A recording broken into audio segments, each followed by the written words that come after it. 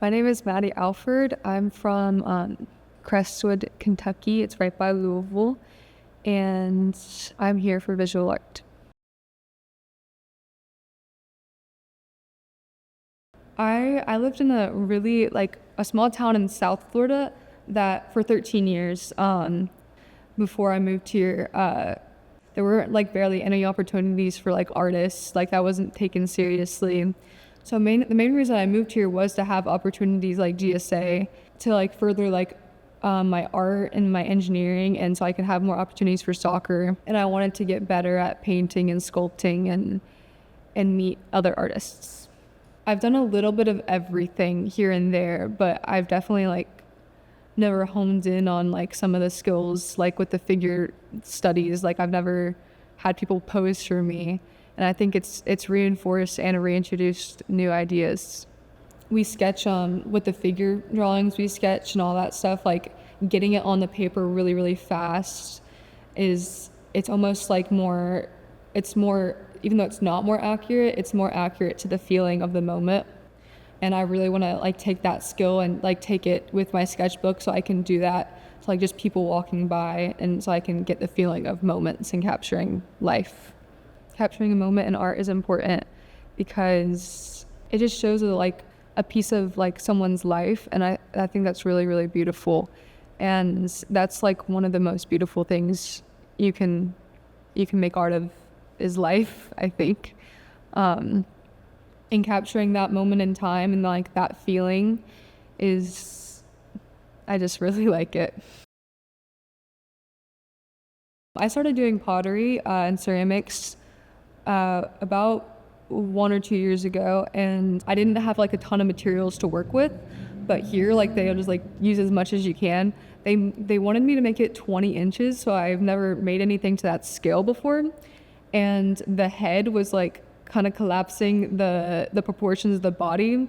So Sean was just let's cut the head off, and I had to completely rethink the project because of that. That was definitely a big challenge, but I think I completely ended up changing the concept of the project, and I'm glad I did, because first it was a human head on it, and then I made it a big flower head, and I actually think that's more up to interpretation of things, and I think it's better. Having obstacles can even though it's really frustrating, I was getting really frustrated with the project, and I had to take a break. So I was learning to take breaks when I'm frustrated with things, because being frustrated, I just want to work on things more, but it kind of just makes it worse. So I took a break and I re-looked at it and was you know what, I don't have to be so set in my ways and of the final of my preliminary sketch, and it taught me to not be afraid to go and kind of freestyle and do what I want. I think there's definitely a stage of your art where you hate it, and it's the ugliest. You get imposter syndrome, and you're this is going so bad. You really just have to work through that feeling and get to a place where you just are not thinking about it and you're just doing. And at the end, you're really happy that you pushed through. So roadblocks really can lead you to better roads, I think. I really hope the impact that my art will make on others would be that it makes them think about themselves. Well, I made a piece last year, and it was this girl sitting down, and there was all these clay faces of emotions around her. And it was about the stages of grief that I had when I lost my sister, and then a lady come up to me when she read my artist statement on it, and she was I just lost my brother, and this piece makes me so it was not happy but cathartic, I guess. And I just want to have that kind of impact on people who are feeling really strong emotions, and help them to understand their emotions better.